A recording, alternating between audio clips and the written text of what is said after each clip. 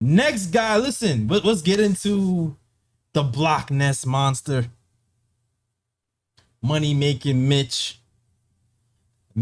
Robinson. You want to talk about underrated? I feel like a lot of fans underrated Mitchell Robinson, man.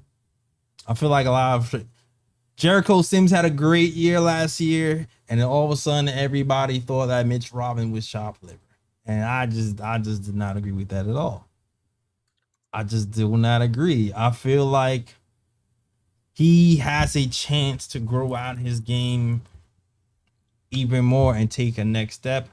Granted, small baby steps, but I believe in Mitch that like it was a good sign that he can remain healthy for an entire season, almost an entire season, and it's a good sign that he can be among the league leaders in offensive rebound, and that as the season progressed last season, he played himself into shape and he started getting to some of that athleticism back that we missed from him in the beginning of the season when he put on all that weight from the injury. So and also this is a summer where he's injury free.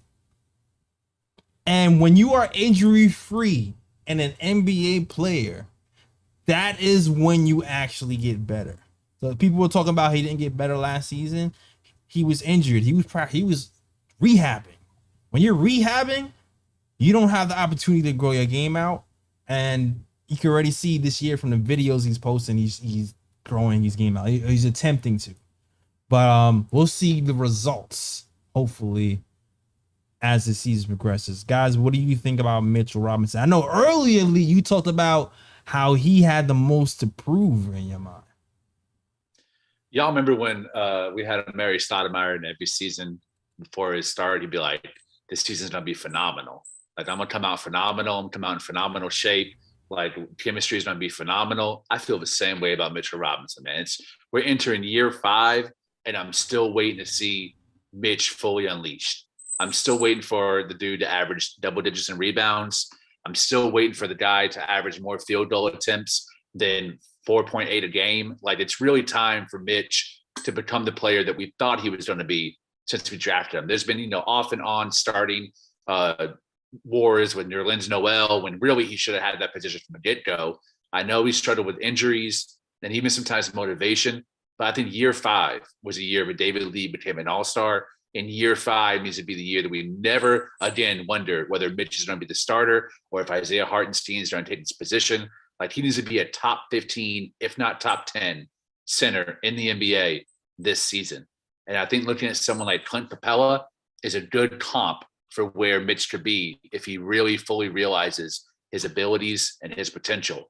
Clint Capella is not, a superstar center, and he's actually only 6'10". But the dude last year was able to score 11 points a game and pull down 12 rebounds a game and average over 10 rebounds for his entire career. And he's been in the lead for like 7 or 8 years. I Right. think Capella is someone that Mitch to really mimic his game after being that rim running, raw, athletic type of center who doesn't have a whole lot of post skills or a whole lot of finesse, but someone who just can really bang on the boards. But man, we can't be settling for under 5 rebounds a game. Like I need my guy to be pulling down at least 10 and really assert himself on offense as much as he does on defense, especially in the pick and roll. Now, granted, I've been harsh about not having a point guard, not having good spacing, but with Jalen Brunson, it's time for him to put up or shut up. I want to see fully realize Mitch in year 5.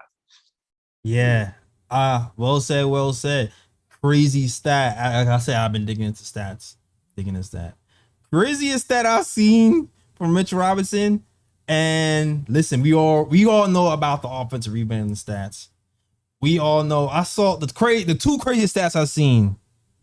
Number 1 in the NBA in putback attempts. 43% of his shots come from putbacks. And he's in there. I think he's the 80 something percentile when it comes to putbacks. 87th percentile when it comes to putbacks. But also, one of the craziest stats I see, Mitchell Robinson pick and roll defense. 52% when guarding the roll man. But check this out. When guarding the ball handler, he's in the 85th percentile in pick and roll defense. That's crazy. That stat is crazy. I mean, I, go ahead. no, I just wanted to say something about the pick and roll defense. I feel like him guarding the roller would probably be a bit higher if he wasn't stuck in enough situations last year where he had to guard two people at the same time off the pick and roll. That's a good point. Yeah, because oftentimes Mitch was stuck having to guard two people at the same time off the pick and roll. And if he's stuck doing that, then of course, him guarding the roller, those stats are not going to be as impressive. But I think it is a positive that, he is in the 85th percentile though when it comes to guarding the guy who has the ball in his hand off the pick and roll. Yeah, no, I agree. I agree. And what do you guys think about him expanding his game? You've seen him on IG putting up threes, working on his free throws. He was actually, I saw him, he was working on dribble handoff drills where you fake the dribble handoff and go to the hole and put the ball in.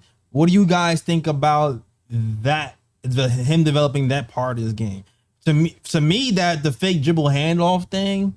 I mean, when I saw the clip, it looked pretty slow, but I can see that working for Mitch real time with big centers guarding him out there. I think he has enough handle to do something like that, and I've always felt like that. Yeah, with Mitch, I mean, people, always talk about the stretch fives and how they want their big men to shoot threes and things of that nature. And to me, I feel like Mitch can be effective doing what he's best at, which is rolling to the rim off pick and rolls, finishing at the rim, grabbing offensive boards, putbacks, and things of that nature. Because even though that's a limited skill set on offense, it's still a threat. It's still a threat when the other team has to guard you rolling to the basket because they know that if they lob it to you, that's going to be an easy dunk. Right. It's still a threat when somebody on the team puts up a shot and they see you under the rim grabbing the offensive board. They have to put a body on you, to make sure that you don't grab that offensive board, and that may free up somebody else to grab an offensive rebound as well. So Mitch can still be effective doing what he does well. I think the only thing I would think that he would probably need to add to his game, like I like the dribble handoff idea, because that's because Mitch has the length. So if he does a fake dribble handoff, it's all he pretty much has to do is do one dribble, and then take steps and he's at the basket. We seen Obi do it. Oh, exactly. So I think that would be something that he should add to his game. And I'm not expecting Mitch to be a flamethrower from three. Like if he can add that to his game gradually in the future, that'd be great. But I think right now, the dribble handoff would be something that would be great for his game. And even if he could make just one go-to move, whether it's like a little jump hook in the lane, just something to keep the defense on their toes if he has the ball within the lane. So yeah, that's all I'm really expecting from Mitch this season when it comes to the offense. Yeah, I don't even care if he ever shoots a three in real-time situations in the game. He's been doing that, learned shooting threes on IG for about 3 seasons now during the summer. I just want him to build either a set shot like Taj had, 15 feet out, or at a turnaround baby hook, something that can up that field goal attempts from what he's been averaging, 5 a game around his career, between 7, 8, maybe even up to 9 or 10. Because he's an unbelievable athlete.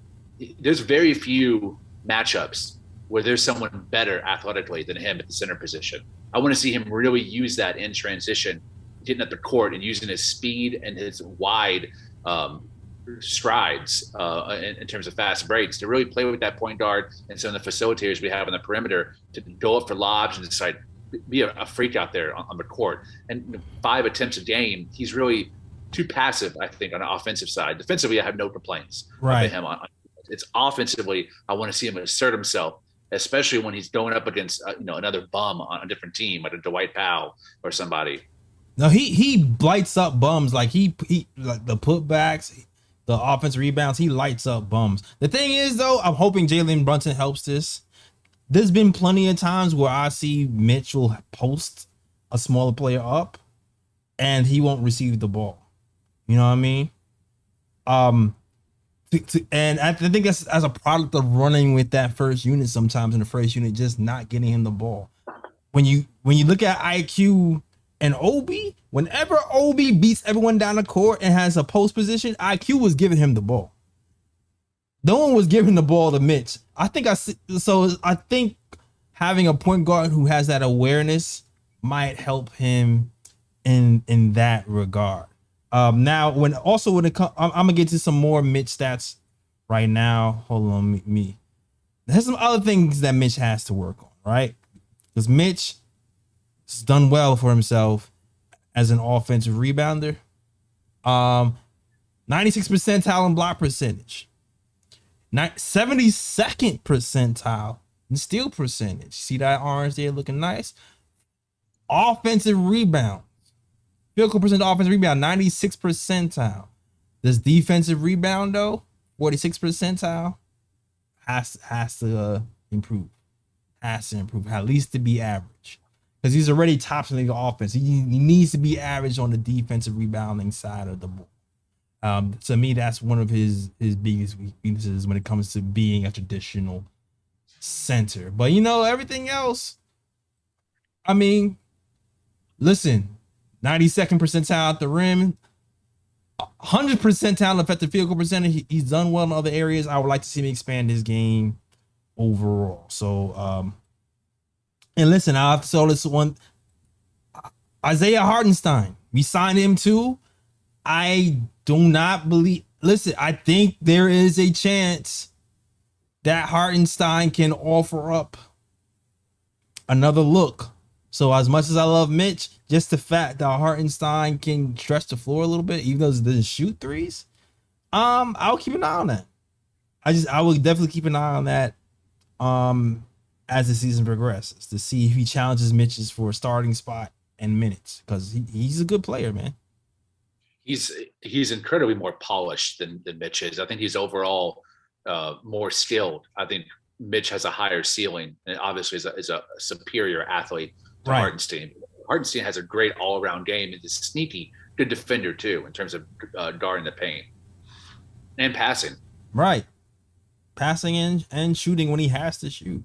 So I'll keep an eye on that. Definitely keep an eye on that. All right. Next caller up, we got our guy Mike.